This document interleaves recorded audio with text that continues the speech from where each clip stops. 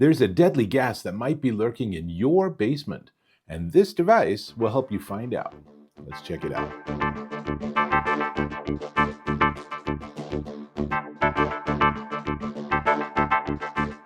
Dave Taylor here, and I want to talk about radon. Now, radon is this invisible gas that comes out of the soil, and so therefore is something that can seep through the walls and is part of a lot of basements and a lot of garden level apartments and such throughout the United States. It's more focused in some areas than others, as you can see on this map, but generally speaking, you could have radon in your basement. And it is the #1 cause of lung cancer in the United States. Not cigarette smoking, invisible gas in your basement. Now, hopefully, you are now slightly alarmed and you're like, oh my gosh, wow, do we have radon? That's what this is. This is a radon sensor. This, in particular unit, is the Airthings View Plus radon sensor, and it really is like the Lamborghini of radon devices. For home use, there are more casual versions, but this is more accurate. And to me, accuracy is what's important.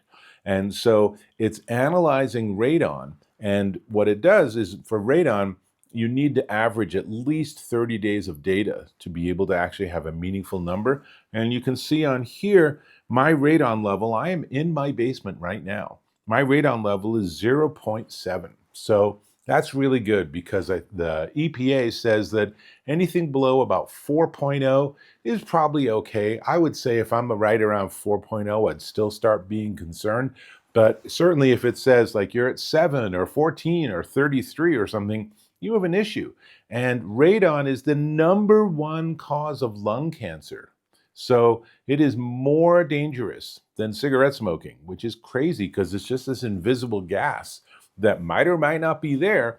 But especially if you or your kids spend a lot of time in the basement, don't you want to make sure it has really good air quality? So this monitors and analyzes 7 different factors to understand your air.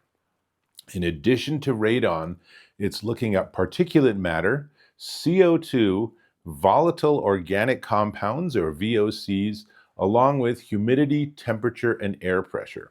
And so together, it pulls all that data and it's constantly analyzing. So this isn't something where it just says, here's your data sample, I'm going to now turn off for 3 weeks. It is doing this all the time. And that's really important because they change over time. I'll show you all that because it has an app that it works with too, and it goes onto your Wi-Fi network. Like I said, it's the Lamborghini of these devices, but you get a lot of data and it's super interesting to look at it. So the radon system that it uses for sensing is something called alpha spectrometry, and it is a much more accurate way of analyzing how much radon's actually in the air. And so again, if you're using this and you're relying on this device to figure out the health of your home, then you really want to have the best and most accurate possible sensor.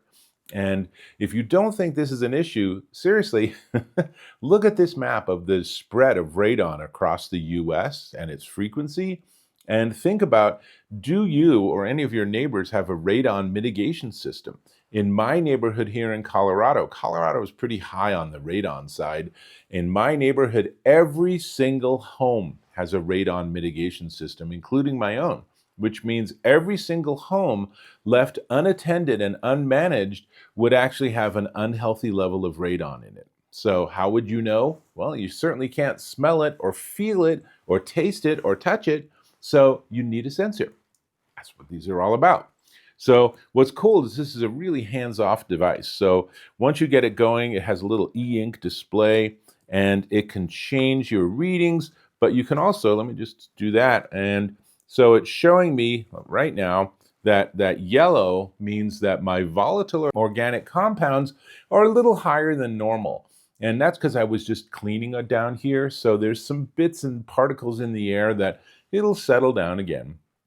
There's a terrific app. We'll look at some of that data in a second. But one of the issues where this is really great is with wildfires. Now, as you might know, wildfire smoke can travel thousands of miles.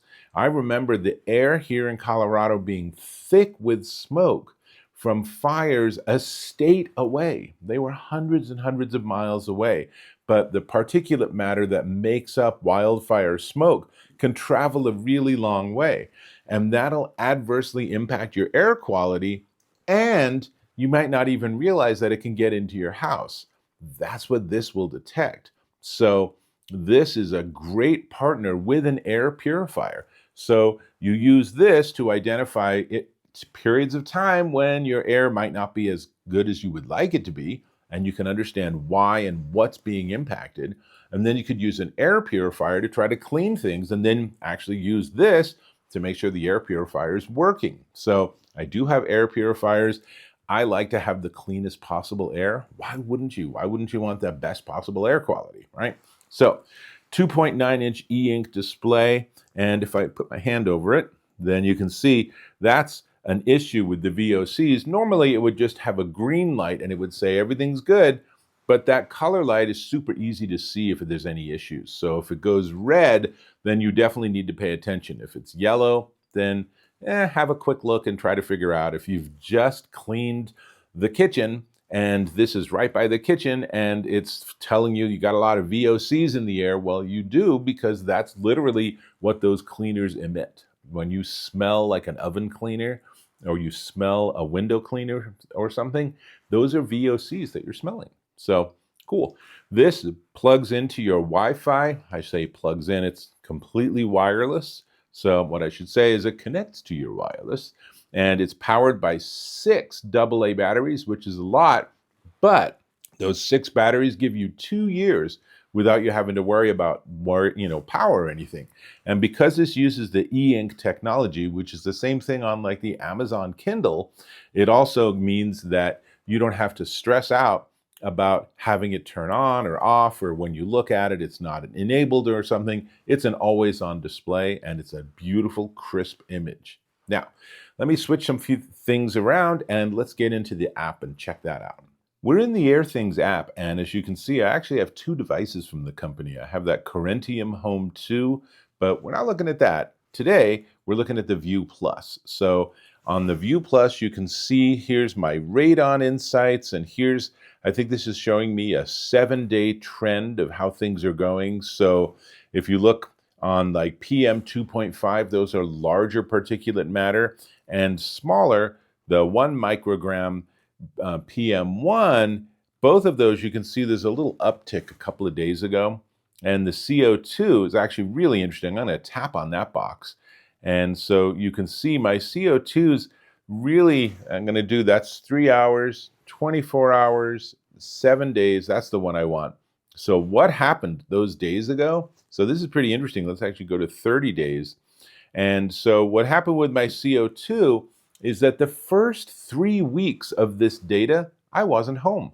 The house was sitting empty. So of course the carbon monoxide level went really low because there was no one breathing in the house. So there was nothing building up CO2. Then I came home and I spent a lot of time in the basement working and cleaning things up. And then it said, oh, you got a lot of CO2. But as now I've normalized what I'm doing, it actually is settling back down to what is my normal baseline. And during the entire time, you can see it never went into the yellow. So this is absolutely nothing that I'm worried about, though it was slightly disconcerting. And it is kind of fun to look at like the year over year or something. And so I can do the same with Radon. So this is a 24-hour, but remember what I said earlier is that you really need a 30-day sample minimum to understand radon. So here's my 30-day average, and this is pretty normal for radon to vary a little bit. It varies by temperature, it varies by season, and so if I look at it over a year, then I've only had the device for about 40 days, but during that 40 days, I can actually move around, and you can see it's pretty even. It's coming up and down a little bit, but I'm not seeing any big spikes, which would be really weird. But I do like the ability to analyze the data and to just look at it and say, is this something that changes day versus night? You could really get into that. But really, probably from a health perspective, things like particulate matter, this is the PM 2.5, is important, and it defaults to 3 hours. I prefer 30 days. And you can see that it was higher, and then the period that I was gone, where it looks like that's from like about 7-4. So you see that straight line in the middle there? That's when no one was here. And so it was perfectly even, which is pretty fun. And then volatile organic compounds, right now there is an issue because I just did some cleaning. But again, if I look at that on a 30-day window, it's looking fine. You know, if I came back in a couple of days and looked at it and it kept going up, I'd be wondering a little bit what's going on, but I am confident it'll go back down. You do, however, see that it is in the yellow right now, but VOCs are really the kind of stuff that just vary over time based on what you're doing. And then I can look at the temperature, and again, over 30 days, it should be pretty constant. It was warmer while I was gone. I changed my thermostat setting, as you should when you're on vacation. And so the basement was at a warmer temperature. Then I came home and kicked on the AC, and temperature went down. And then I realized it still wasn't cool enough, so I adjusted my AC further. It's funny, when it's 100 degrees out, even your basement doesn't feel super cool. So this is what's happening with the temperature. And of course, as I have this, if I came back in 12 months, you'll see that it's going to be pretty even all in all, but there'll be some variations of summer versus winter and air conditioning versus not. But I actually really like all this data. I find it really fascinating. And what I really like about this product more than anything is this Insights button, because it can just tell you, let's make sure we're looking at the right device. So this is day 42 of its data collection, and it's saying, good radon level, breathe easy. So primarily, we're looking at radon, and it's just like, you're good, this is where we are. And it even shows like pollen forecasts, but you can find that online. I don't think that's as interesting. Let's do see more. And so my average radon level is 0.6, which is really good. 0.0 would be ideal. I don't think you can accomplish that in Colorado. So this is good. It tells me what I should do. It's analyzing the data. All of that super helpful. So now let's go back to devices, and I'm just going to show you just a little bit of some of the settings you can get to.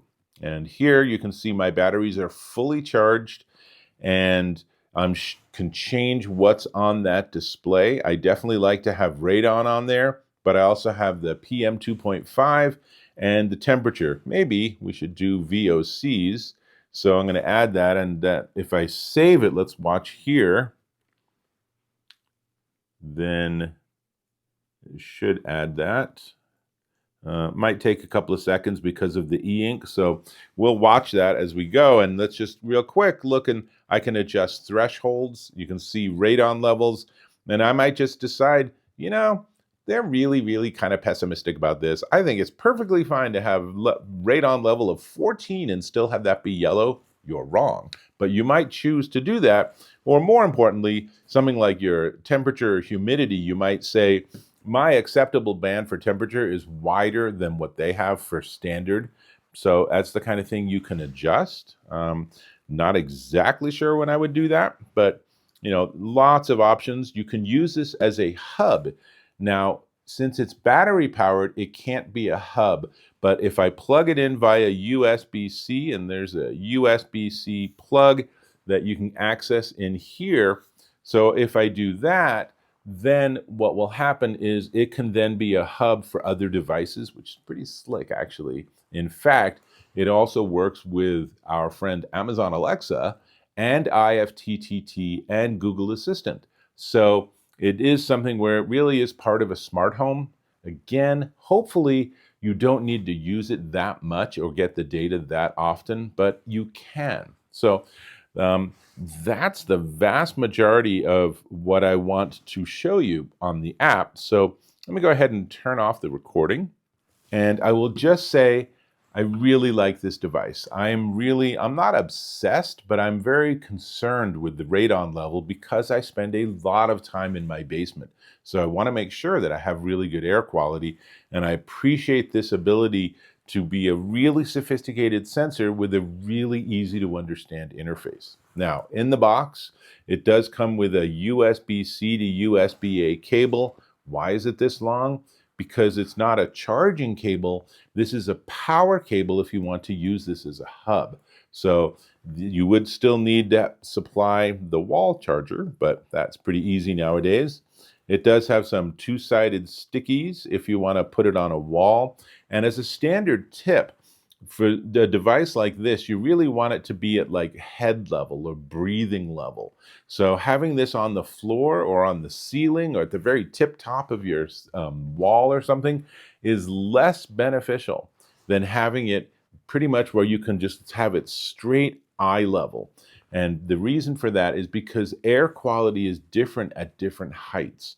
So this is why if there's a fire, you want to get really low because you'll have better air quality on the floor than you would if you were like right at the top, because heat and smoke rise. So you really want this to be monitoring your breath level. That's exactly what it can do if you put it in the right place. Finally, in the box, there's a super easy tutorial that basically has a QR code saying, get the app. And it has some regulatory information because obviously this is pretty important stuff. And I will close by saying this. If this is giving you higher numbers for radon, call a professional. Get someone with professional level gear that could have cost them thousands of dollars. Get them to come in and analyze your space for at least a few days, at least a week, honestly, and then figure out if you need a mitigation system. This is not something just to laugh about. This is not something that's just sort of a curiosity. This is a serious health issue. So if you have any sort of basement of any sort, or even your garage might be partially in a basement or something, then get one of these devices, figure out your radon level, and take care of your safety. This is super important. And if you are going to get one, I got to say, this is really a beautiful device. It's really well engineered. There's a lot of science behind it, and it's super easy to work with. And I really like that I don't have to become a home air quality engineer to understand what it's showing me. So all of that works really well together. Now, we do need to talk price. It is a little spendy, but before we get there, I am going to invite you to subscribe to my channel. Click or tap on that subscribe button. Hit that bell icon for notifications of my new content, and give me a thumbs up if you found this of value. I certainly hope that you did. Cool. All right. This is, and look, see, now it has 4 data points on it. So it just took a little while to update the screen. This is the Airthings View Plus radon sensor, and it is $329.99 at Amazon.com. So it is a bit spendier than other radon detectors out there, even from Airthings. But this really has the best combination of sensors, and it monitors more air quality factors than just about anything else out there. So a really, really nice device. If you think your health is worth an investment, and I know you do, then this might be one of the ways you do that. That's what I got. I need to put this back where I am monitoring things. So I'll hope to catch you in my next video.